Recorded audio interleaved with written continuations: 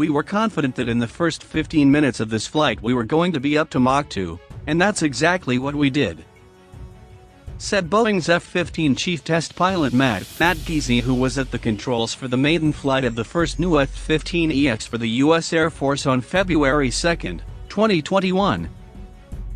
Giese and fellow test pilot Mike Houdini Quintini flew F-15EX-1, as it is known internally, from the Boeing facility at Lambert International Airport in St. Louis, Missouri, for 90 minutes.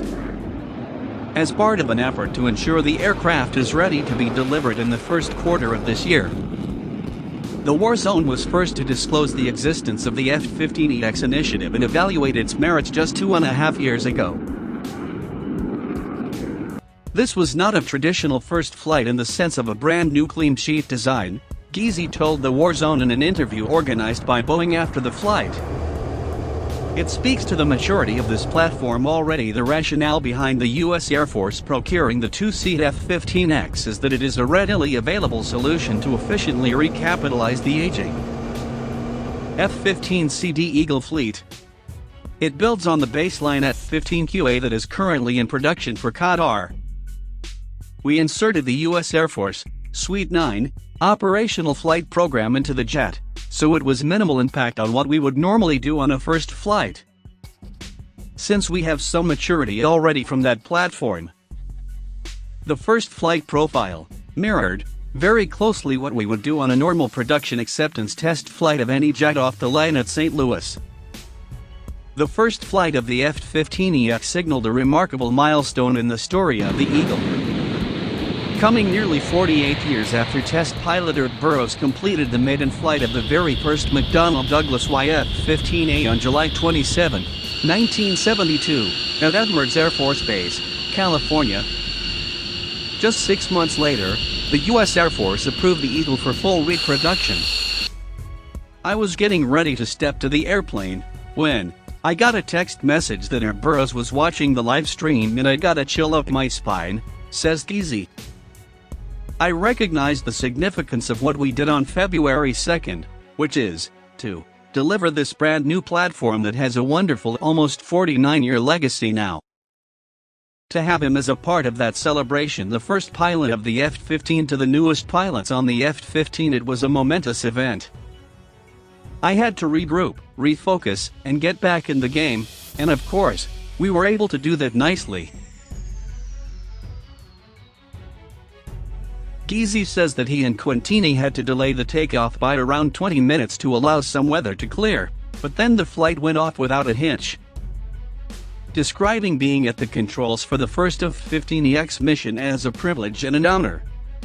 He adds, "The jet performed as we expected. As a test pilot, this is one of the best things we can do, a first flight, and once you do it no one can take that away from you.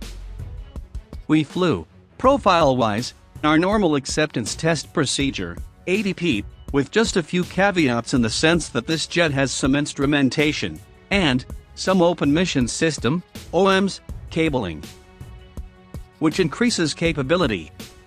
The profile was a Viking takeoff right out of St. Louis, and the reason we did that on our first flight is that we were confident in how the jet was going to perform. If there was any question at all on how the yacht was going to affect this jet or this specific platform, we would have done a more traditional first flight, which is stay slow, probably leave the gear down for a while, do some powered approach test points, and then work your way out to faster up and away approaches.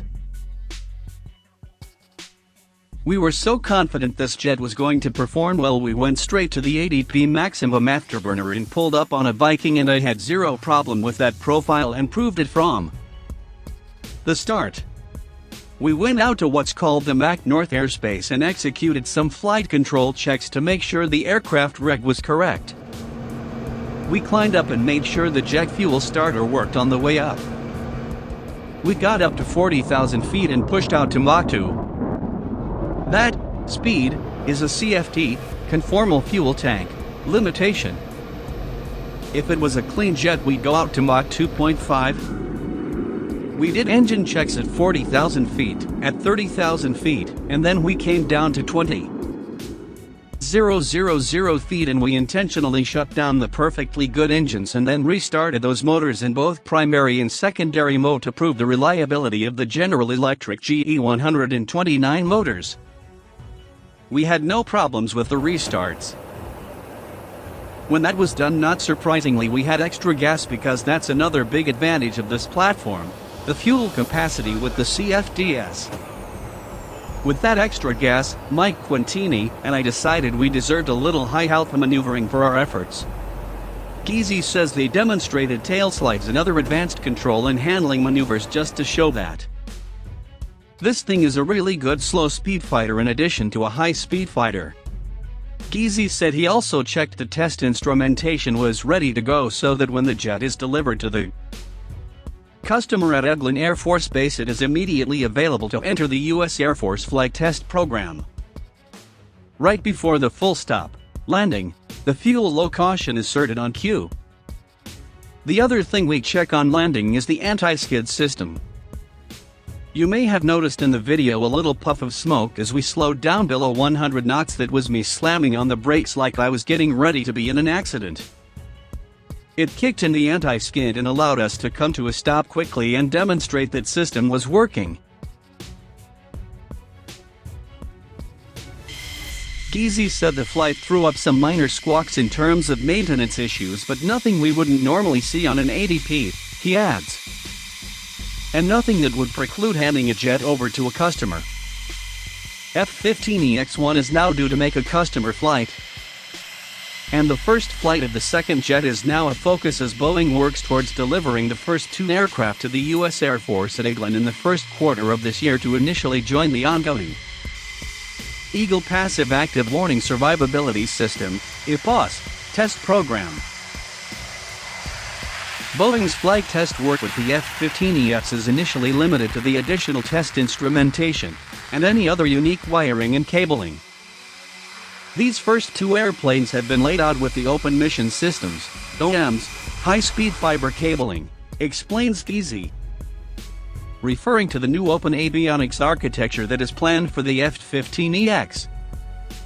The following 6 Lot 2 production aircraft will additionally feature the OMS processor. They will have the full capability for the OMS architecture that the U.S. Air Force has planned for these airplanes, Giese explains. The U.S. Air Force ordered an initial 8 new advanced Eagles under a $1.2 billion deal that was announced in July 2020. And it is set to procure a minimum of 144 F-15Xs under an indefinite delivery indefinite quantity (IDIQ) contract worth up to $22.89 billion. With 80 of the new fighters planned over the next 5 years. Everybody knows the Air Force, and particularly the Air National Guard, needs this new platform, endorses Giese, adding that comparing early Eagle variants with the F-15EX is like night and day from a capability perspective.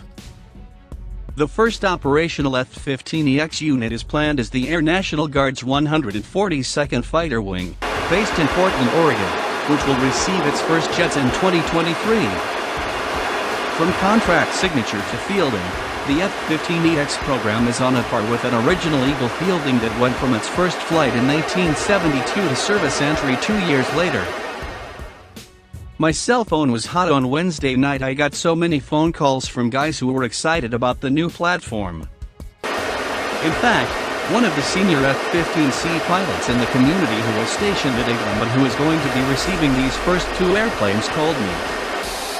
I haven't flown with him in a decade, and he asked me a ton of questions about the aircraft and how it performed. He was giggling like a child at my answers. You've got these senior guys in the community right now that are just really excited about this platform. Doing a first flight is a highlight in a test pilot's career. In fact, it's kind of the pinnacle in a career to do something like this, and although I've done a few first flights before, this by far surpasses anything I've ever done in my flight test career. Regardless of personal firsts, the Air Force's new Advanced Eagle is now a reality,